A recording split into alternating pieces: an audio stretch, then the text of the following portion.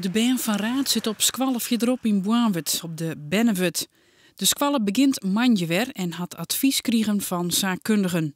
Er zijn een paar dingen in die zijn. Begin alsjeblieft gewoon normaal. Pak het ritme van de squalle op. Zorg je dat de band in de eigen klas komen, bij de eigen meester en de eigen juf, in een veilige omgeving.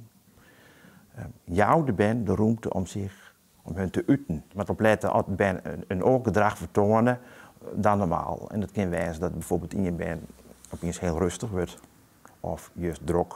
Het team had juist er nog bij elkaar zitten om te bepraten hoe het de komende tijd mat en werd ze goed om tinken matten.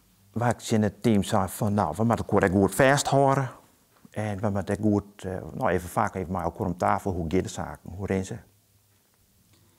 Komen jouw teamleden uiteraard? De meesten die komen net uiteraard in je lol.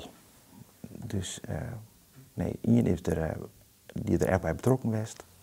En de meesten, de rest de boeken raad. Ja, de band had al verschillend mooi maken, denk ik. Hè? Dat liep het mij wel moeilijk. Dat klopt. De band die had er niks van maken gekregen. Of haast niks. En de band die had er een bob op zitten. De band zelfs band die had mij geholpen. Of die band bij de Dwarenlongens west om tekens te helpen. Dat zou ik kunnen.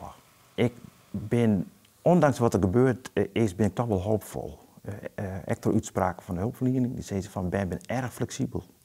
En die kan heel goed met deze zaken omgaan. Dus dat jouw hoop, echt voor de toekomst. Toch mogen we de band in de gaten houden. Er is een blom op het plak van het ongeluk.